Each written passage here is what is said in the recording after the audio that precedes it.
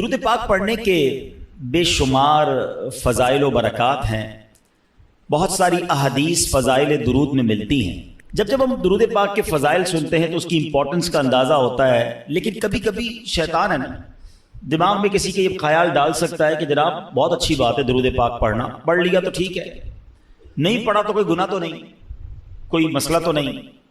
لیکن ایسا ہے نہیں۔ درود پاک کچھ خاص وقت اور لمحات ایسے ہوتے ہیں کہ جب درود پاک پڑھنا لازمی بھی ہے۔ میں ایک واقعہ آپ کو سناتا ہوں جس سے یہ بات مزید آپ کو سمجھ آ جائے گی۔ رات اندھیری تھی اور ہماری امی حضور بی بی عائشہ صدیقہ طیبہ طاہرہ رضی اللہ تعالی عنہا فرماتی ہے میں گھر میں کچھ سی رہی تھی۔ آج کل تو لائٹس وغیرہ ہیں، لیکن ابھی بھی اگر مسجد کی لائٹ بند کر دی جائے، ساری لائٹیں بند کر دی جائیں تو ہمارے لیے کسی چیز کو ڈھونڈنا مشکل ہو جائے گا۔ آپ فرماتی چراغ گل ہو گیا اور میرے ہاتھ سے جو سوئی تھی جس سے میں سی رہی تھی وہ بھی گر گئی۔ اب سوئی کتنی چھوٹی سی چیز ہوتی ہے، اگر ابھی بھی گر جائے تو ڈھونڈنا تھوڑا مشکل ہو جائے گا، حالانکہ روشنی ہے، مگر اندھیرے میں تو کوائٹ امپاسبل۔ تو آپ فرماتی میں سوئی تلاش کر رہی تھی کہ اتنے میں اندھیرے کمرے میں میرے آقا صلی اللہ علیہ وسلم اپنا نور والا چہرہ لے کر آ گئے۔ اچھا دیکھیں، آج بھی دنیا میں اللہ تعالیٰ نے کچھ لوگوں کے چہروں پہ بڑا نور، بڑی روشنی، بڑی رونق دی ہوتی ہے، لیکن ہم نے یہ کبھی نہیں سنا۔ ہم یہ کہتے ضرور ہے کہ یہ چہرہ بڑا نورانی ہے یا بڑا چمکتا ہوا ہے، مگر سرور کائنات علیہ الصلوۃ والسلام کے نور کا عالم دیکھیں کہ میرے آقا جب ان کے کمرے میں داخل ہوتے ہیں، بی بی عائشہ فرماتی چہرہ انور سے اتنا نور نکلا کہ پورا کمرہ ہی جگمگانے لگ گیا۔ اور کتنا جگمگایا، کتنی روشنی ہوئی، کیا فرماتی اس نور کی روشنی میں نے اپنی گمشدہ سوئی کو تلاش کر لیا۔ سمجھ آ رہی بات؟ اچھا پھر جب یہ منظر تو ہو گیا، اچھا یہ حدیث ہم نے کئی بار سنی ہوگی، مگر بعض اوقات یہیں تک سنی ہے۔ اس کا اگلا حصہ بڑا امپورٹنٹ ہے۔ بی بی عائشہ صدیقہ رضی اللہ تعالی عنہا نبی پاک سے بڑی محبت کے ساتھ عرض کرتی ہیں کہ یا رسول اللہ، میرے آقا آپ کتنے حسین ہیں، آپ کتنے باکمال ہیں۔ پیارے آقا علیہ الصلوۃ والسلام نے فرمایا اے عائشہ، ہلاکت ہے اس کے لیے جو قیامت کے دن میرا دیدار نہ کر سکے گا۔ اچھا ذرا تھوڑا سا سمجھو بات کو، بروز قیامت جو نبی پاک علیہ الصلوۃ والسلام کا دیدار بھی نہیں کر سکے گا، اس کی محرومی سمجھ رہے ہیں آپ؟ یقیناً دیدار مصطفیٰ بڑی سعادت، جو نہیں کرے گا وہ محروم۔ لیکن اس کی اور ایک انٹرپریٹیشن بنتی ہے، اس کی ایک اور شرح بنتی ہے کہ مجھے ایک بات تو بتائیں، قیامت کے دن شفاعت کس نے کرنی ہے؟ نبی پاک علیہ السلام نے کرنی ہے نا۔ ہمیں پیاس لگے گی تو آب کوثر کس نے پلانا ہے؟ پیارے آقا نے پلانا ہے۔ ہم پلسرات سے گزریں گے تو رب سلم کی صداؤں سے گزارنا کس نے ہے؟ یعنی محشر کے دن تو قدم قدم پر ہمیں نبی پاک کی حاجت ہے، اور جس کی نبی پاک سے ملاقات ہی نہ ہو سکی، جو قیامت کے دن ان کا دیدار بھی نہ کر سکے گا، وہ تو مارا گیا نا۔ اب پوائنٹ سمجھ رہے ہیں؟ آقا علیہ الصلوۃ والسلام نے فرمایا ہلاکت ہے اس کے لیے جو میرا قیامت کے دن بھی دیدار نہیں کر سکے گا۔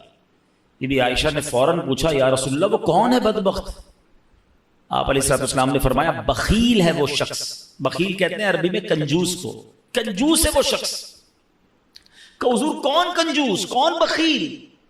ارشاد فرمایا جس کے سامنے میرا ذکر ہو اور وہ مجھ پر درود نہ پڑھے۔ اب ذرا غور کیجئے، نبی پاک کا نام سننا ہے یا سرور کائنات صلی اللہ تعالی علیہ وسلم کا نام لینا ہے تو پھر درود پڑھنا ہے، وہاں کنجوسی نہیں کرنی ہے۔ اچھا اب تو کنجوسی اور بخل کی عجیب عجیب ایگزامپلز آ گئی ہیں۔ اچھا پہلے تو درود نہیں پڑھتے تھے، اب پتہ نہیں کیا ہو گیا، درود بھی پڑھتے تو شارٹ فارم والا، نبی پاک کا نام لیا اور ساتھ سلام کہہ دیا۔ معاذ اللہ، صلی اللہ تعالی علیہ وآلہ وسلم، کم از کم پورا تو درود پڑھو یار۔ اچھا اسی طرح لکھنے میں کنجوسی، لکھنے کو پورے پورے اخبار بھر دیں گے، پورے ناول لکھ دیں گے، مگر جب نبی پاک علیہ الصلوۃ والسلام کا نام آئے گا تو سلام یہ صاد لکھ دیں گے۔ یہ حرام ہے۔ درود بھی پورا، لکھنا بھی پورا ہے اور پڑھنا بھی پورا ہے۔ سارا دن باتیں کرنے کے لیے تمہارے پاس ٹائم ہے، درود کی باری میں ڈنڈی مارتے ہو۔ اور پھر درود پاک تو میری نیکیوں میں اضافے کا وظیفہ ہے نا، میرے گناہوں کی معافی کا وظیفہ ہے، میری تو نبی پاک میں حاضری لگانے کا وظیفہ ہے آقا کی بارگاہ میں، تو پھر میں درود پاک پڑھنے میں کیوں کنجوسی کروں؟ ہاں اب علماء نے ایک بڑی خوبصورت ہمارے لیے آسانی کر دی۔ اب مثال کے طور پہ دوران بیان، دوران نعت، کبھی کبھی بار بار نبی پاک صلی اللہ تعالی علیہ وسلم کا نام پاک آتا ہے، تو ہو سکتا ہے کوئی پڑھنا بھول جائے, رہ جائے. تو علماء کہتے ہیں روزانہ دن میں ایک مخصوص تعداد کے مطابق درود پڑھ لیا کرو, تو پورے دن میں جہاں جہاں نبی پاک صلی اللہ تعالی علیہ وسلم کا نام سنا یا کہا, اور اگر درود پڑھنا رہ گیا ہے تو یہ بعد میں درود پڑھنا اس کا آلٹرنیٹ, اس کا قائم مقام ہو جائے گا. اس لیے کہا جاتا ہے کہ روزانہ کم از کم 100 بار 200 بار, اللہ ہمت دے توفیق دے تو 313 بار درود پاک پڑھ لیں تو انشاءاللہ برکتیں ہی برکتیں ملیں گی. نیت کرتے ہیں انشاءاللہ, میں بھی نیت کرتا ہوں, آپ بھی نیت کریں انشاءاللہ روزانہ کثرت کے ساتھ درود پاک پڑھیں گے انشاءاللہ. آئیے مل کر محبت کے ساتھ باآواز بلند درود پاک پڑھ لیں. صلو علی الحبیب صلی اللہ تعالی علی محمد صلی اللہ تعالی علیہ وسلم. ناظرین, آج ایک ایسی حقیقت پر میں نے بات کرنی ہے جس پر نارملی بات ہوتی نہیں ہے, اور یہ ایک ایسی حقیقت ہے کہ جس سے انکار بھی کوئی نہیں کر سکتا. دنیا میں بہت سارے فلسفے ہیں, دنیا میں بہت ساری تھیوریز ہیں جس میں بڑا, جس کو کہتے ہیں نا کہ اختلاف ہے, قوموں کے اندر بھی اختلاف ہے, مذہبوں میں بھی اختلاف ہے, عمر کے اندر بھی اختلاف ہے کہ نہیں جناب کچھ لوگ کہتے ہیں یہ ہے تو دوسرا کہتا ہے نہیں ایسا نہیں ہو سکتا ہے. بہت ساری سائنٹیفک تھیوریز ہیں, بہت ساری جناب لاجیکلی باتیں ہیں, قوموں کے کلچر ہیں, اختلاف ہے لوگوں میں, کہتے نہیں وہ کہتے ہیں یہ ٹھیک ہے, وہ کہتے ہیں یہ ٹھیک نہیں ہے. مگر میں جس تھیوری ہے, جس حقیقت کی بات کر رہا ہوں نا, دنیا کا ہر مذہب اس کو مانتا ہے, دنیا کا ہر رہنے والا شخص جس کے اندر عقل ہے وہ اس کو ایکسپٹ کرتا ہے. یہ وہ ریئلٹی ہے جس سے کوئی بھی انکار نہیں کرتا. وہ ایسی کون سی ریئلٹی, واقعی چندی چیزیں ہیں دنیا میں, شاید گنتی کی چیزیں ہوں گی جس سے پوری دنیا کے لوگ متفق ہوں کہ ہاں یہ درست ہے, یہ کنفرم ہے, یہ ہونا ہے. میں انہی میں سے ایک تھیوری کی بات کر رہا ہوں, انہی میں سے ایک حقیقت کی بات کرنے جا رہا ہوں. مگر ایسی مسلم, ایسی کنفرم حقیقت ہوتے ہوئے بھی اس پر بات کرنے کے لیے کوئی تیار نہیں ہے, اس کے بارے میں تیاری کرنے کے لیے کوئی تیار نہیں ہے. یہ بڑی عجیب بات ہے. ایسی کون سی تھیوری ہے, ایسی کون سی حقیقت ہے, بتاتا ہوں آپ. لیکن پہلے میں آپ کو ایک واقعہ سناتا ہوں. اس واقعے کے ذریعے ہم اس ٹاپک تک بھی پہنچ جائیں گے اور مزید ریئلائزیشن آسان ہو جائے گا. حضرت عبداللہ بن ابو نوح رحمت اللہ تعالی فرماتے ہیں, میں نے مسجد نبوی شریف میں ایک بوڑھے میاں کو دیکھا. وہ مسجد کی صفائی کرتے تھے اور دن رات مسجد میں ہی رہتے تھے.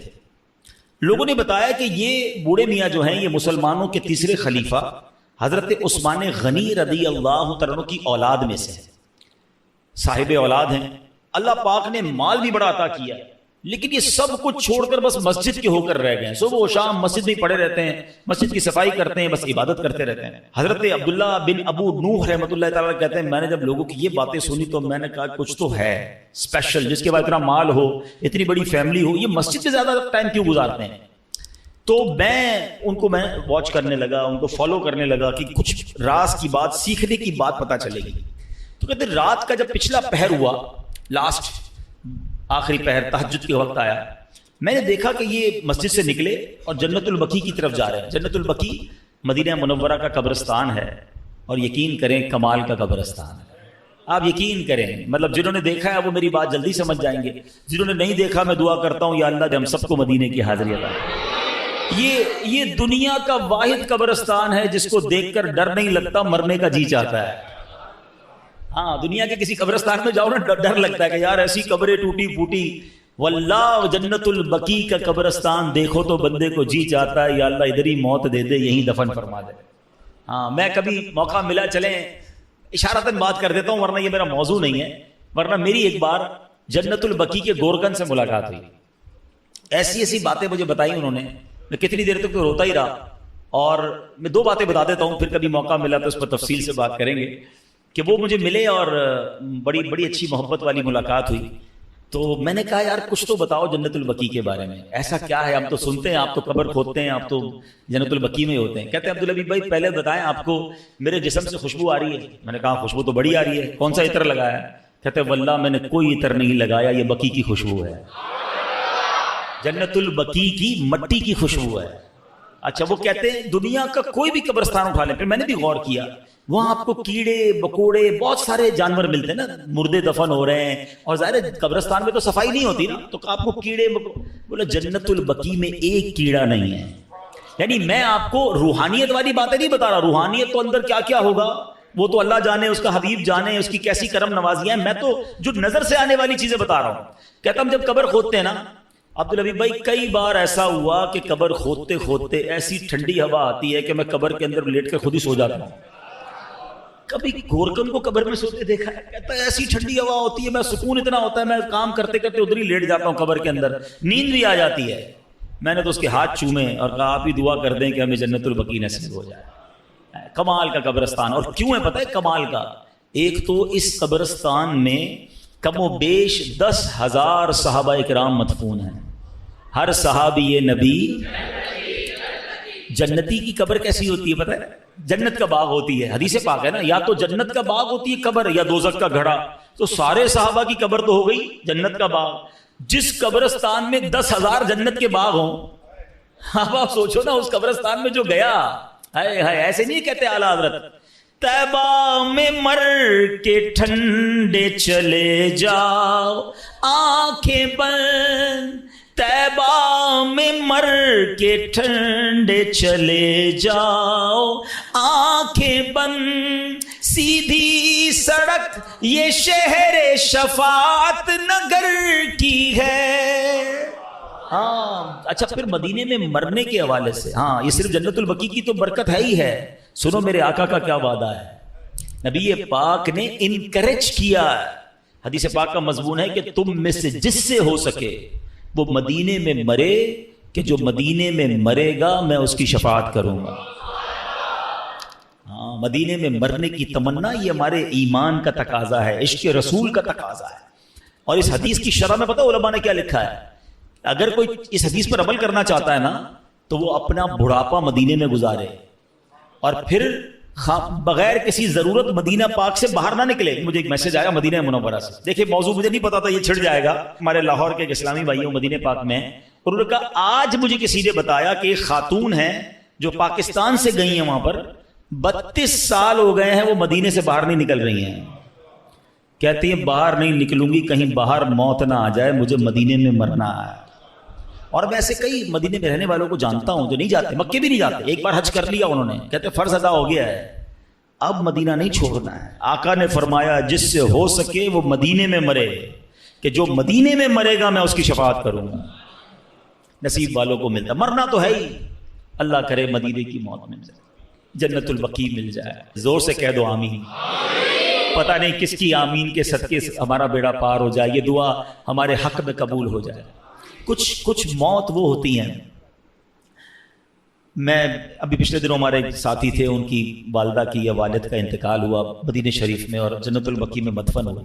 میں ان سے ملنے گیا، میں نے کہا مجھے سمجھ نہیں آ رہی آپ سے تعزیت کروں یا مبارکباد پیش کروں. یعنی ایسی بھی موتیں ہیں جس پر افسوس ہی نہیں ہوتا کہ مطلب یہ تو ارمان تھا نا، یہ تو زندگی بھر مانگا ہے کہ یا اللہ ایمان والی، عافیت والی، مدینے والی، سبحان اللہ موت مل جائے، اور کیا چاہیے. مرنا تو ہم سب نے ہیں، مگر یہ موت ایسی ہوتی ہے جس کی تمنا ہوتی ہے. تو بہرحال وہ جو حضرت عثمان غنی رضی اللہ عنہ کی اولاد سے جو تھے وہ جنت البقیع میں گئے.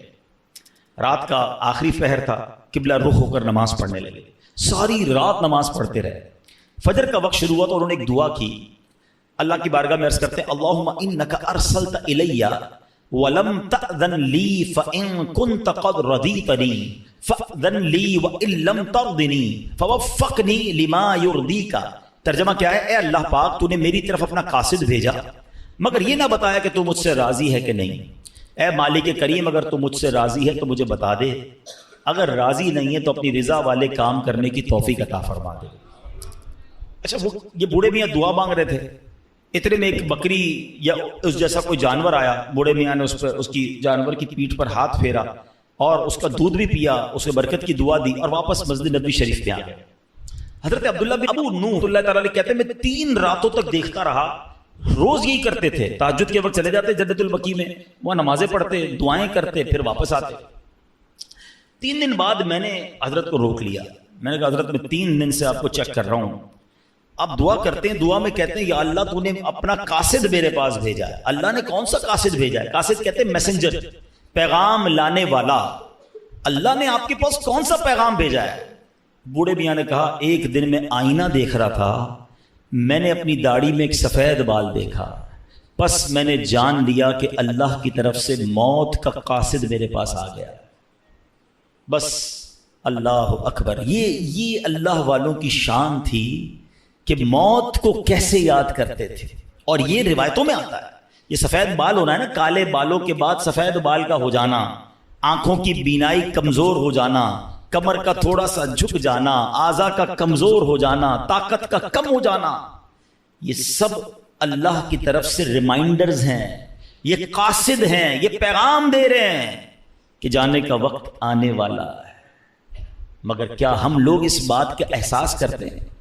جو میں نے شروع میں بات کی تھی نا کہ ایک حقیقت جس کو تمام مذاہب، تمام نیشنلٹیز، تمام لوگ مانتے ہیں جو ہونی ہے، وہ ایک ایسی متفقہ حقیقت ہے، ریالٹی ہے کہ موت آ کر رہے گی. دنیا کا کوئی مذہب یہ نہیں کہتا کہ ہم مریں گے نہیں، کوئی سائنسدان نہیں کہتا ہم نہیں مریں گے. سب مانتے ہیں کہ دیر از اے ڈے، ایک وقت آنا ہے، ہم سب نے جانا ہے. مگر کوئی بات کرنے کے لیے تیار نہیں ہے، کوئی اس پر ڈسکس کرنے کے لیے تیار نہیں ہے. میں مثال دیتا ہوں. ابھی آج اچانک ہمارا پلان بن جائے کہ یار اسلام آباد جانا ہے، صرف سوچا ہے یار اسلام آباد کسی کام سے جانا ہے. کل سے اسلام آباد کے بارے میں ہم باتیں کرنا شروع کر دیں گے دوستوں میں، یار اسلام آباد کا موسم کیسا ہوگا، کون سی ٹرین میں جاؤں، جہاز کی ٹکٹ کتنے کی ہے، ہوٹل کون سا رکھوں، یار سردی کتنی ہے. ابھی سوچا ہے، ڈسکشن شروع. ترکی جانا ہے، ترکی کے لیے بات شروع. یورپ جانا ہے، یورپ کے لیے بات شروع. جدھر جانا ہے اس کی ابھی پلان ہے، ٹکٹ بک نہیں کی ہے. سوچتے ہی بات چیت شروع.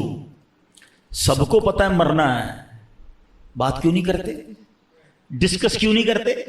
یار مرنے کے بعد کیا ہوگا، موت کے وقت کیا ہوگا، نزا کی سختی کیسی ہوگی، قبر میں اکیلا جاؤں گا، قبر جنت کا باغ ہوگی، دوزخ کا گھڑا ہوگی، سانپ اور بچھو تو نہیں آ جائیں گے. Nobody want to talk about it. ارے کوئی بات نہیں کرتا ہے کہ کبھی دوستوں میں بیٹھے یار تم پتہ نہیں اسلام آباد جاؤ گے نہیں جاؤ گے، مگر ہو سکتا ہے اس سے پہلے مر جاؤ. موت پر کیوں بات نہیں کرتے؟ آپ سمجھے میری بات کو. یہ ایسی حقیقت ہے بچہ بچہ جانتا ہے مگر بات نہیں کرتا. اچھا بات کرو تو بعض اوقات لوگ کہتے ہیں یار یہ، اچھا ہم دعوت اسلامی والے اگر بیان کرتے ہیں نا موت کے موضوع پر تو کہتے ہیں یار یہ بہت ڈراتے ہیں. دعوت اسلامی والے بڑی قبر کی بات کرتے ہیں. چلو بھائی ہم بات کرنا چھوڑ دیتے ہیں، آپ مرنے سے بچ جاؤ گے. ہم بات نہیں کرتے کیا آپ موت سے بچ جاؤ گے؟ نہیں بچ سکو گے. سب نے مرنا ہے تو پھر کیوں نہ بات کی جائے، کیوں نہ تیاری کی جائے. اللہ کے ولی تو سفید بال دیکھ کر روز اللہ سے کہتے ہیں یا اللہ تو نے قاصد تو بھیج دیا، یہ بھی بتا دے راضی ہے کہ راضی نہیں ہے. ایک بادشاہ کے بارے میں آتا ہے، سنیے. گھر میں اس نے موت کی یاد کے لیے تابوت رکھا ہوا تھا اور روز اس تابوت کو دیکھ کر اپنی موت کو یاد کرتا تھا. ایک دن آئینے میں چہرہ دیکھا تو داڑھی میں ایک سفید بال نظر آیا. تو اب بادشاہ نے کہا کہ یہ تابوت لے جاؤ، اب مجھے موت کو یاد کرنے کے لیے یہ داڑھی میں سفید بال ہی کافی ہے، یہ یاد دلاتا رہے گا کہ میری موت کا وقت آنے والا ہے. اے میرے پیارے اسلامی بھائی، ایسے بھی لوگ گزرے ہیں. مگر آج ہمارے سامنے جنازے اٹھتے ہیں، داڑھی کے بال سفید ہونا تو پتہ نہیں کتنوں کے سفید ہو گئے، پورے ہی بال سفید ہو گئے. کچھ کلر لگا کر چھپاتے ہیں، کچھ مہندی لگا کر چھپا دیتے ہیں، لیکن پتہ تو ہے نا کہ میری موت کا وقت آنے والا ہے. زندگی گزر رہی ہے، برتھ ڈے بڑی شوق سے لوگ مناتے ہیں، happy birthday to you. کبھی سوچا کہ یہ میں نہیں کہتا ناجائز ہے، جائز طریقے سے منائے ٹھیک ہے، لیکن اگر عقل ہونا تو زندگی کا 1 سال کم ہو گیا ہے. اگر میں 40 سال اللہ کی بارگاہ سے لکھوا کر لایا تو میرا 1 سال چلا گیا نا. خوشی بنانی چاہیے، یہ عبرت کرنی چاہیے کہ لمحہ بلمحہ ہم موت کے قریب ہو رہے ہیں، آخرت کے قریب ہو رہے ہیں، مگر کوئی فکر نہیں ہے، کوئی اس بارے میں بات ہی نہیں کرتا ہے. Please try to understand. آج جنازے، غسل، میت کی تدفین کے وقت بھی لوگ ہنسی مذاق کر رہے ہوتے ہیں. قبرستان کا ماحول پہلے کا زمانہ تھا، میت میں جائے نا جنازے میں تو یہ ڈھونڈنا مشکل ہو جاتا تھا کہ میت کا رشتہ دار کون ہے. سارے ہی رو رہے ہوتے تھے منہ چھپا کر، رومال رکھ کے. اس لیے نہیں کہ سب کو میت سے بڑا پیار ہوتا تھا، اس لیے کہ لوگوں کو اپنی موت یاد آتی تھی کہ آج یہ چلا گیا ہے، کل میری باری ہے. آج اس کو قبر میں اتار رہے ہیں، کل مجھے اتاریں گے. آج اس کو کاندھے پر لے کے جا رہا ہوں، کل میری باری مجھے کوئی کاندھے پر لے کے جائے گا. ارے کبھی غسل میت دیتے وقت، کفن پہناتے وقت خیال آیا کہ میری باری آنے والی ہے؟ کیوں نہیں سوچتے؟ کیوں یہ خیال نہیں کرتے میرے پیارے اسلامی بھائی؟ وہ تو سفید بال داڑھی کا دیکھ کر سمجھ جاتے کہ موت کا قاصد آ گیا ہے. مگر آج ہم تو جنازے دیکھ کر بھی احساس نہیں کرتے ہیں. تو آج ہم نے بات اس موضوع پر کرنی ہے کہ ہم سب نے مرنا ہے اور اپنی کرنی کا پھل بھگتنا ہے. اللہ پاک کے آخری نبی رسول ہاشمی صلی اللہ علیہ وسلم فرماتے ہیں بخار بھی موت کا قاصد ہے. بخار آتا ہے نا, ہمیں کئیوں کو سب کو بخار آیا ہوگا کبھی نہ کبھی. فرمایا یہ موت کا قاصد ہے. اور سنیں کیا پیارا جملہ نبی پاک نے فرمایا کہ بخار زمین پر اللہ پاک کا بنایا ہوا قید خانہ ہے.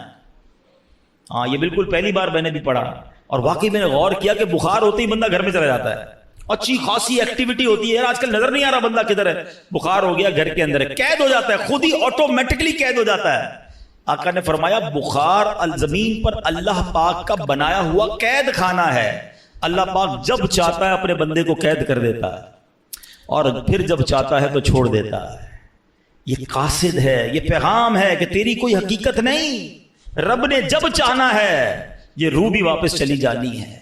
حضرت مجاہد رحمت اللہ تعالی فرماتے ہیں جب آدمی کسی بیماری میں مبتلا ہوتا ہے تو حضرت ملک الموت کا قاصد اس کے پاس ہوتا ہے, حتیٰ کہ جب وہ مرض الموت میں گرفتار ہوتا ہے تو حضرت ملک الموت خود اس کے پاس تشریف لا کر فرماتے ہیں تمہارے پاس پے در پے میرے قاصد آتے رہے, ڈرانے والے آتے رہے, تم نے اس کی کوئی پرواہ نہیں کی. اب تمہارے پاس ایسا قاصد آیا ہے جو دنیا سے تمہارا نام و نشان مٹا دے گا. یہ جو بیماری ہے نا یہ بھی ایک پیغام ہے موت کا. اللہ کرے کہ ہم سمجھیں, اللہ کرے کہ ہم عبرت حاصل کریں. اے میرے پیارے اسلامی بھائیوں, اب بیماری آ جائے تو بندے کو کرنا کیا چاہیے؟ اللہ کرے کہ ہم ایسے کام کریں. امام غزالی رحمت اللہ تعالی فرماتے ہیں مریض کو چاہیے جب کوئی مرض میں ہونا موت کو کثرت سے یاد کرے, توبہ کرتے ہوئے موت کی تیاری کرے, ہمیشہ اللہ پاک کی حمد و ثنا کرے, خوب گر گڑا کر دعا کرے, اللہ پاک کے حضور عاجزی اور انکساری کا اظہار کرے, مناسب علاج کروائے, شکوہ و شکایت نہ کرے, اور جب شفا نصیب ہو جائے تو اللہ پاک کا شکر ادا کرے. یہ بیماری میں کرنا چاہیے. ہم کیا کرتے ہیں, او ہو بڑا سر میں درد ہے, بڑا پیٹ میں درد ہے, بس یار بہت پریشان, اتنا شکوہ اتنی شکایت. اچھا سب کو بتانا ہے, کیا کوئی علاج کر دے گا ہمارا؟ شفا دینے والی ذات کس کی ہے؟ تو اللہ سے بات کرے نا, لوگوں کو کیوں بتاتے پھرتے ہیں؟ اس سے گویا اب بڑی تصوف والی بات کرنے جا رہا ہوں, تھوڑی باریک بات ہے سمجھیے گا. حضرت رابعہ بصریہ بہت بڑی ولیہ گزری ہیں رضی اللہ تعالیٰ عنہ. ایک بندے کو دیکھا اس نے سر پہ پٹی باندھی ہوئی تھی. تو حضرت رابعہ نے کہا کہ سر پہ پٹی کیوں باندھی ہے؟ کہا حضور سر میں بہت درد ہے. آپ نے فرمایا آج تم بیمار ہو تو درد کی پٹی باندھی ہے, جب صحت میں تھے تو صحت کی پٹی باندھی تھی. بات بہت باریک ہے, سمجھدار آدمی اس بات کو پکڑ لیں گے. یعنی تمہیں آج اللہ نے کچھ دنوں کے لیے بیمار کیا تو سارے جہان کو بتا رہے ہو کہ اللہ نے بیمار کیا, درد کی پٹی باندھی. جب اللہ نے اتنے دنوں تک صحت مند رکھا تھا, کوئی پٹی باندھ کے بتایا لوگوں کو کہ میں بڑا صحت مند ہوں؟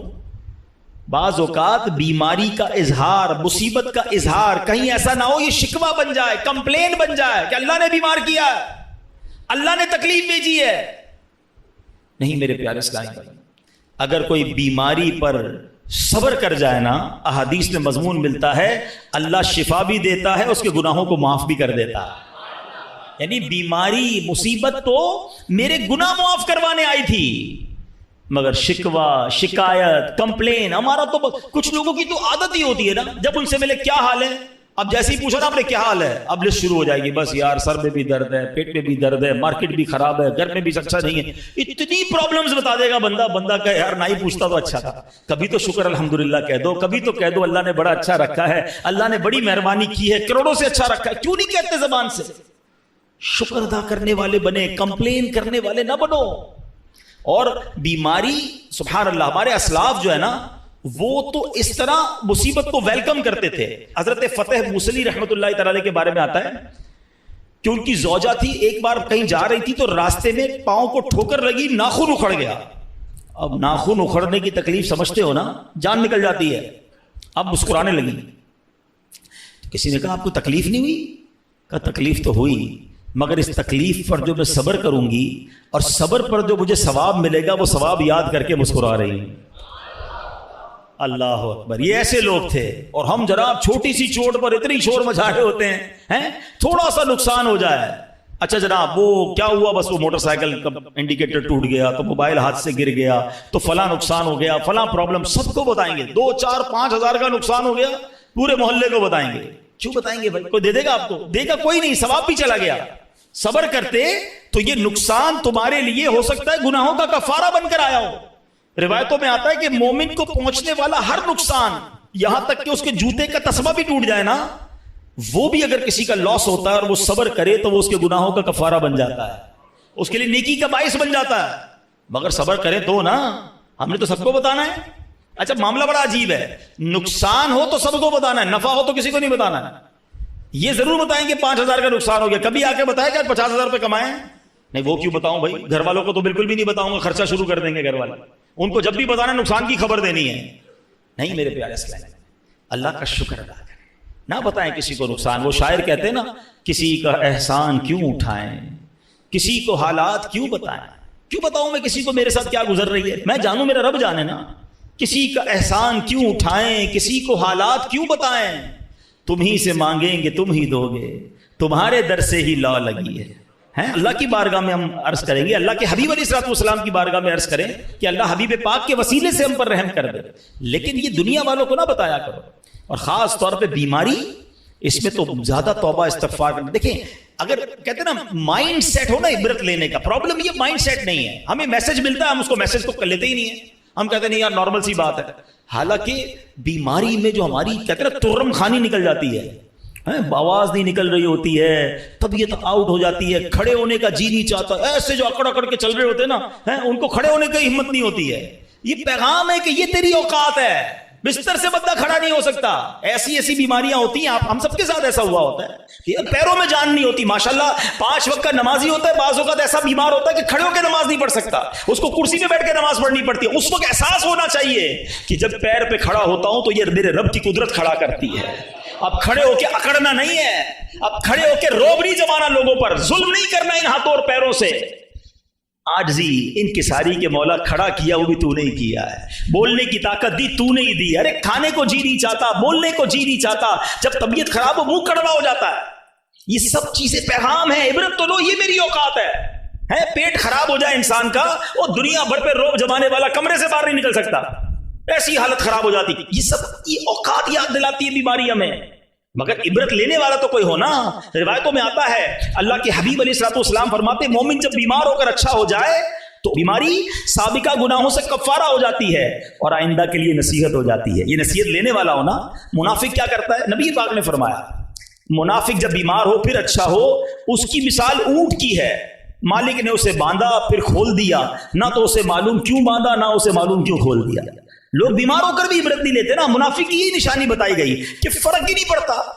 اے کاش ہمیں اپنی بیماریوں سے، اپنی مصیبتوں سے سبق لینا مل جائے کہ سب نے جانا ہے. یہی بات جو میں کر رہا ہوں نا، حضرت مفتی احمد یار خان نعیمی نے اس حدیث پاک کے تحت کیا لکھا. آپ فرماتے مومن بیماری میں اپنے گناہوں سے توبہ کرتا ہے، وہ سمجھتا ہے کہ بیماری میرے کسی گناہ کی وجہ سے آئی ہے اور شاید یہ آخری بیماری ہو جس کے بعد موت